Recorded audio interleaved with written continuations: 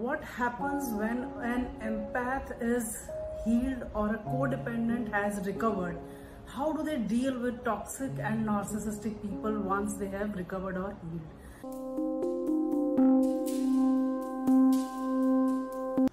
Namaskar, Dr. Meeno this side. Before I move forward, I would like to clarify here that codependents and empath are not one and the same thing. Many people use these terms interchangeably, however, it is not so.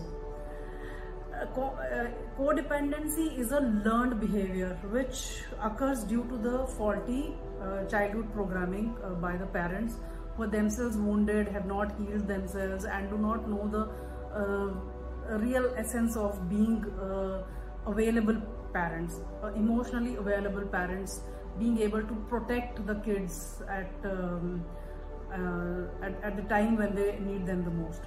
Whereas empath is a behavior which is inborn. A person who feels truly about the pain of others, the suffering of others, is an empath.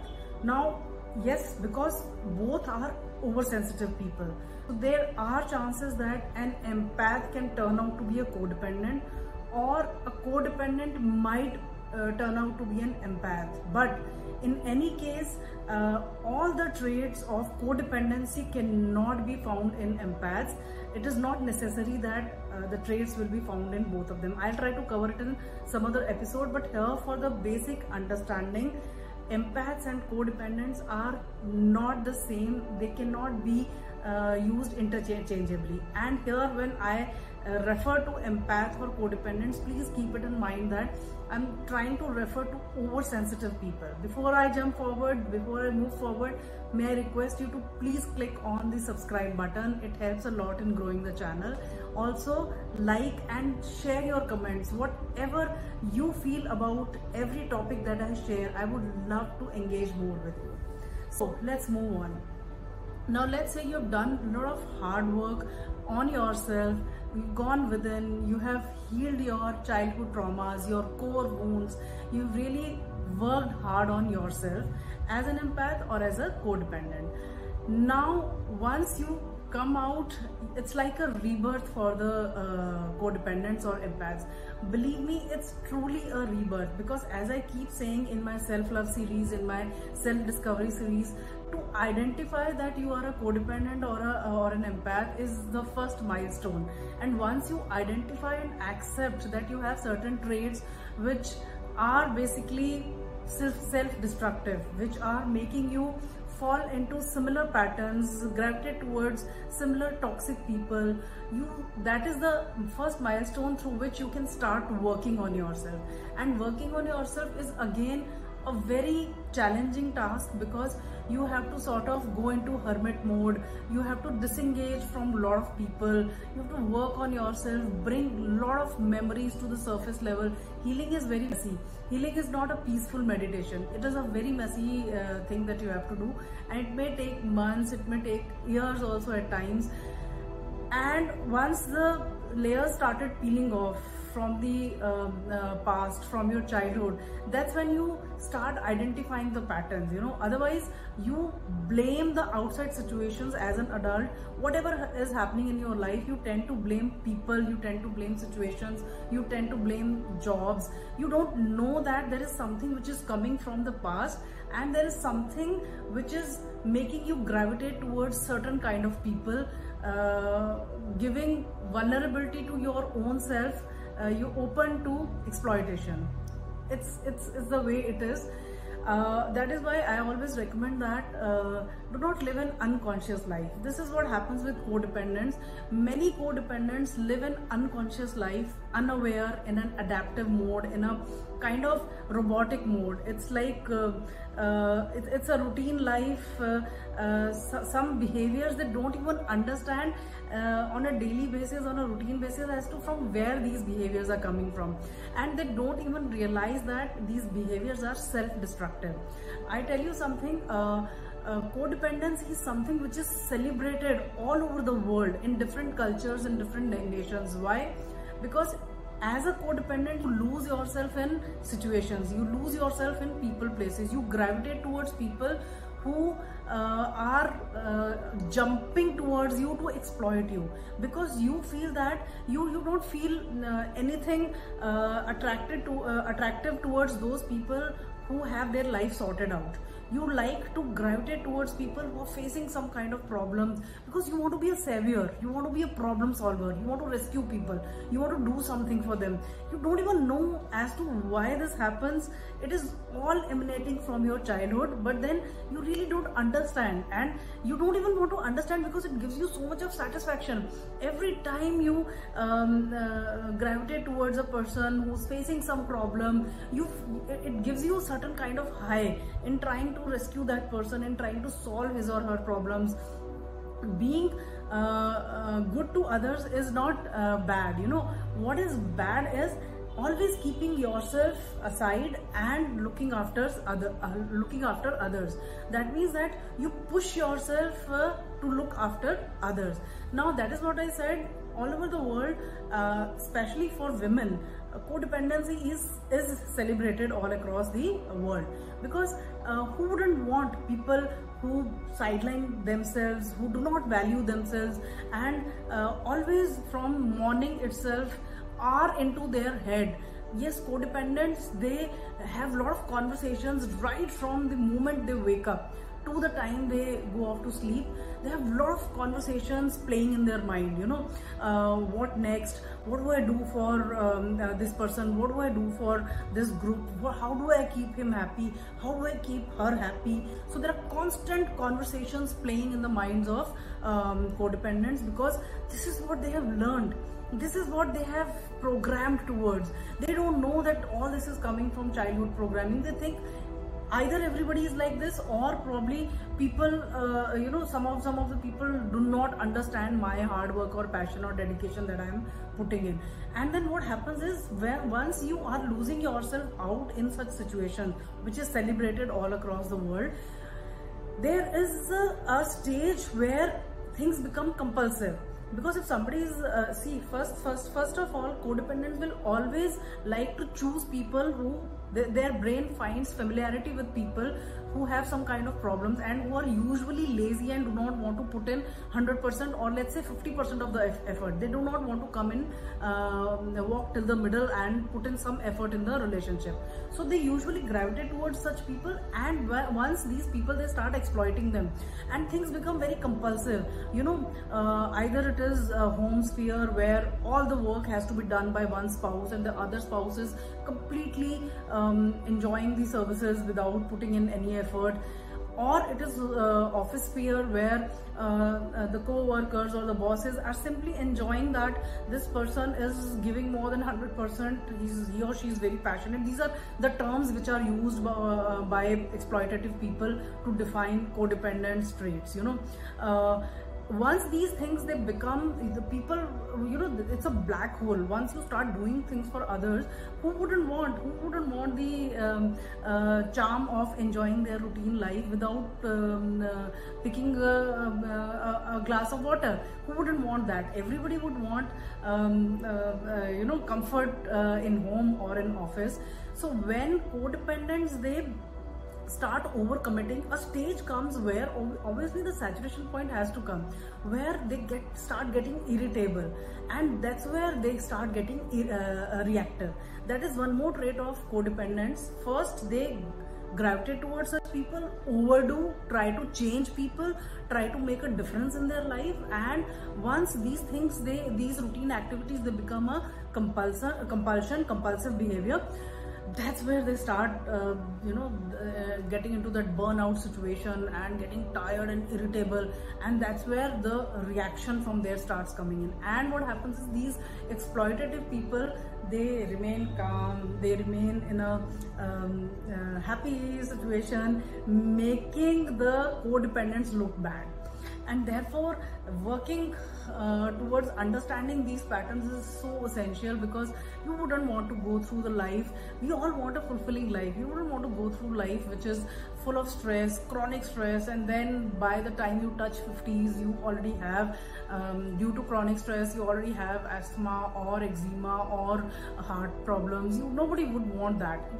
It is very simple to identify your traits and release them. There are a lot of emotions that we have trapped in our system.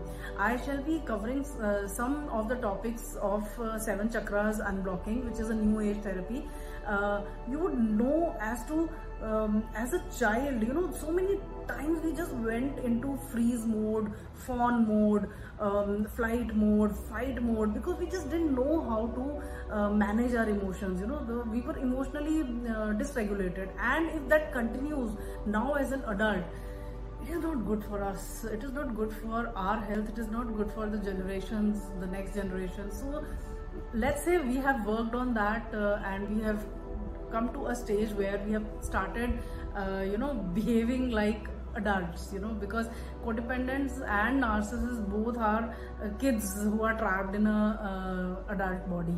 So let's say we gain that maturity after healing. What next now? How would we handle people who are toxic and are trying to exploit us, or more specifically narcissistic people? Because I keep telling in my videos that I have had encounter with almost 9 narcissists. So things have changed a lot after healing, and I now know how you can regulate yourself, how you can set boundaries, and how you can deal with such people without overstressing yourself, without taking too much of stress on these relationships.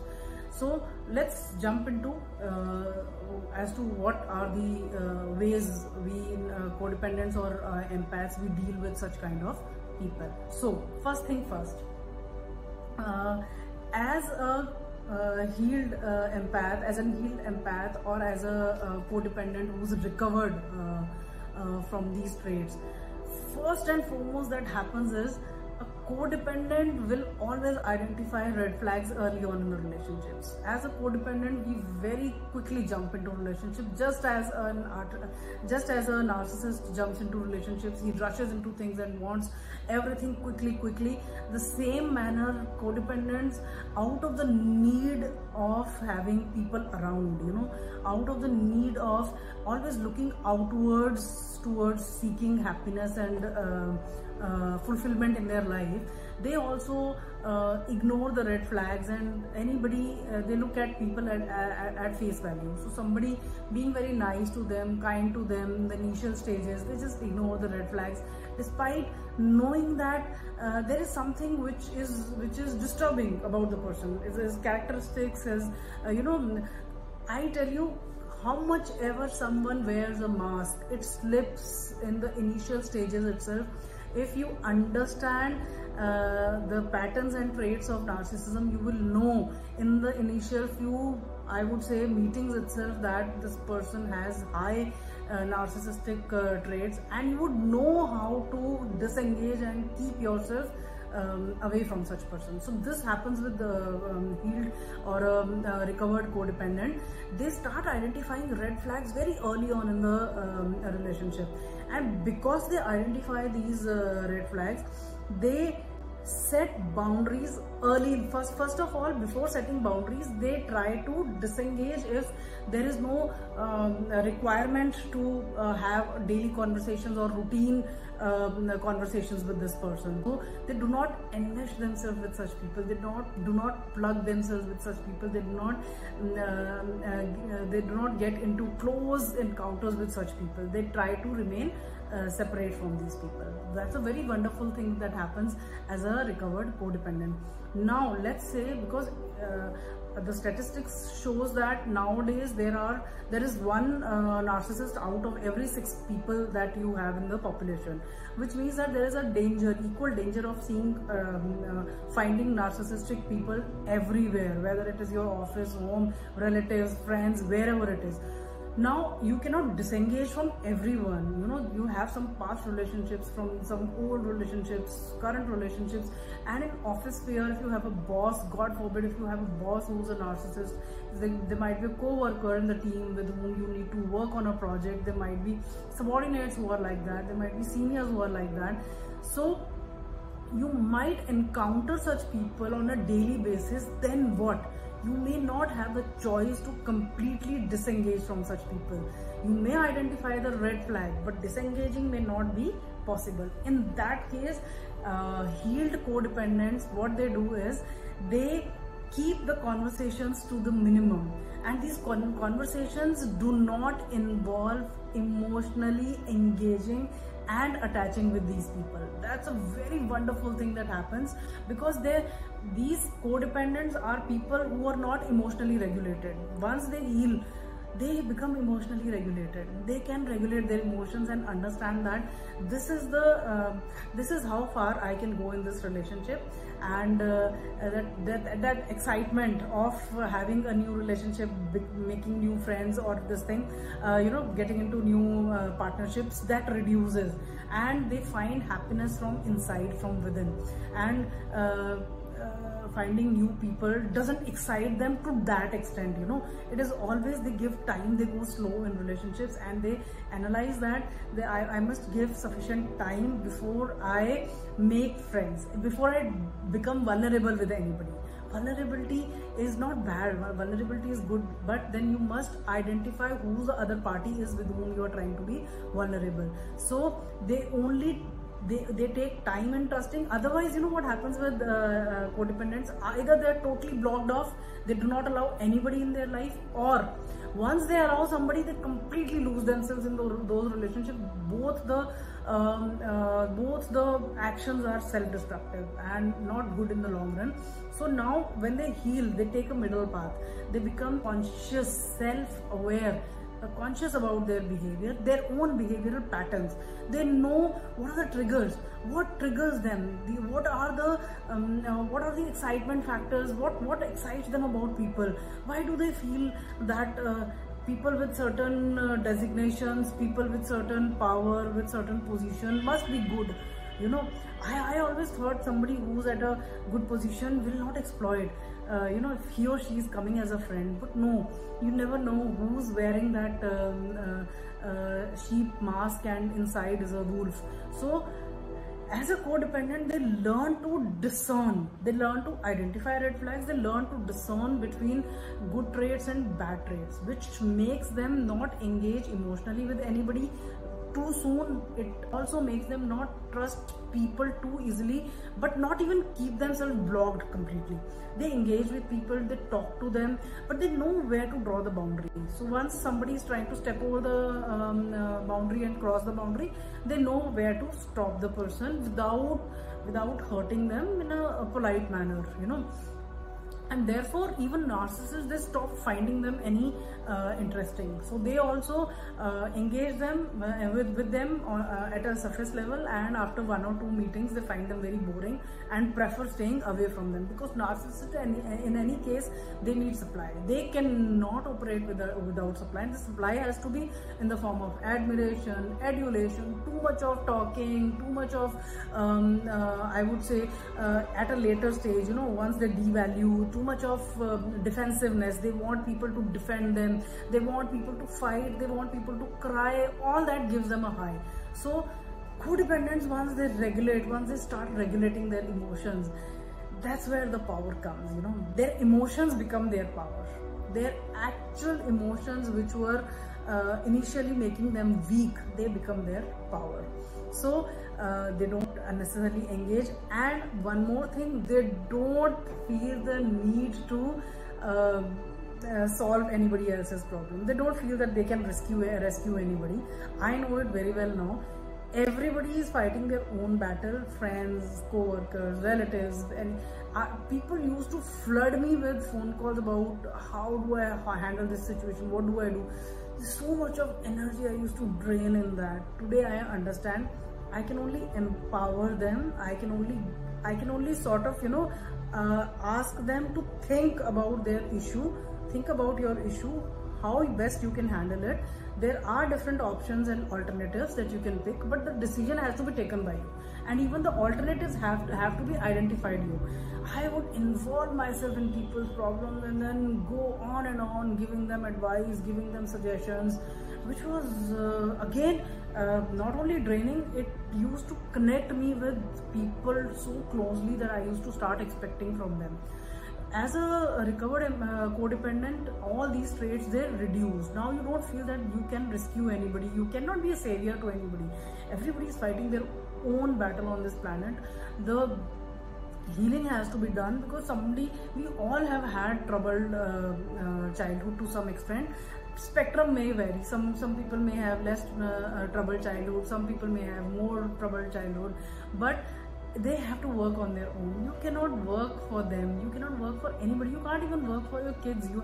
They have to work on their own. So that conscious decision of working on their own, because today they are facing problem. People would call you and they need a solution for today's problem, but nobody wants to identify that today's problem is result of childhood programming. That nobody wants to accept, that nobody wants to work on.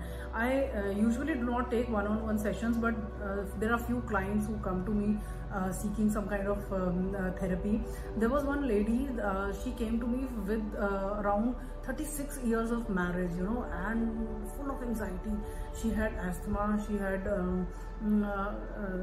diabetes, and she just went on, and the way she was talking, restlessness, and within 3 minutes or 4 minutes I could make out that she's in a marriage which is with narcissist, because she would say, I take care of him, I always take care of him, I try to keep him happy, before he comes from office I make tea and snacks are ready.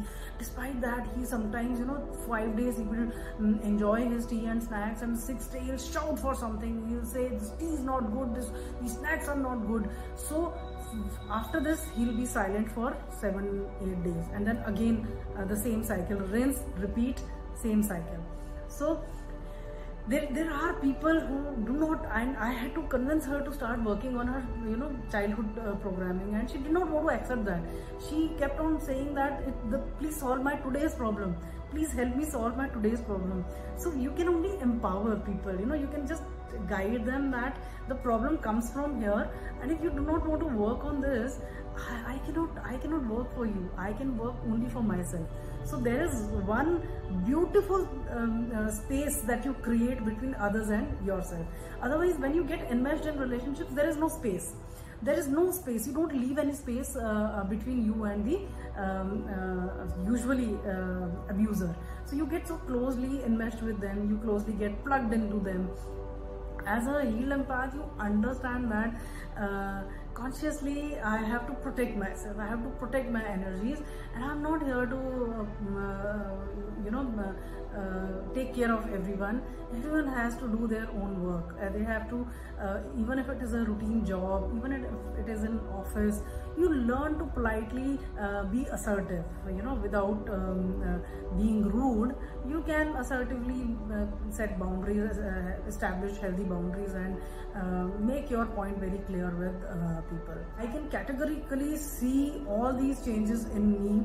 I no longer play a lot of conversations in my mind.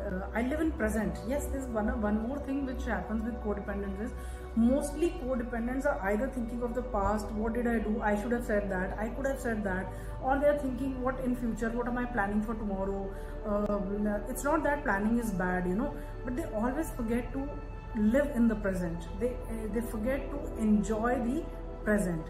And this is what changes, this is what transforms once they are recovered. They start living in present. Also, when it comes to toxic and narcissistic people, when they try to pull them in the arguments, this is one very important trait which happens with codependents. When narcissists, as an unhealed codependent, unrecovered codependent, when somebody pulls them in arguments, they simply allow themselves to be pulled and keep on giving explanations, keep defending themselves. No, I didn't do this, you getting me wrong, I have not done this, you're not understanding my point of view, and they'll keep on defending themselves. this stops. They pull themselves back from unnecessary arguments, unnecessary gossips, unnecessary talks. They no longer excite them. You know, I remember in my office when I used to see people gossiping, there's something in my heart which used to say I'm not liking it. I did not have the guts to even say don't talk like that. You know, no was a very difficult thing. Yes, there's one more thing after healing which happens with empaths and codependents. They start saying no very confidently, assertively, without being rude. They simply say, I don't like these kind of conversations, because gossiping is consuming negative news, negative things. You know, I have been reading a lot about chakras. Our 7 chakra we have. In Hindi we call it chakra. In English, chakras, they pronounce it as chakra. So we have 7 chakra, and in these 1 chakra, that is our root chakra, remains blocked if we listen to too much of news.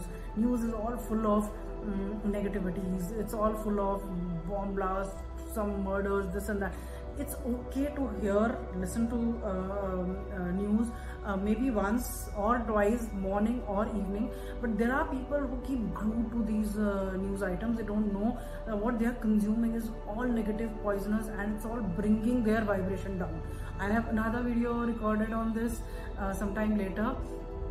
But right now, yes, empaths do learn subtle art of saying no without hurting people, without, just being in a assertive tone. And they don't get pulled in unnecessary argument. They don't like unnecessary speaking, talking. That reduces. And yes, that's it. If anything else that you can think of, write it in the comment box. Maybe I might have missed something. I would love to hear from you. Let's engage. See you in the next video. Namaskar. Thank you.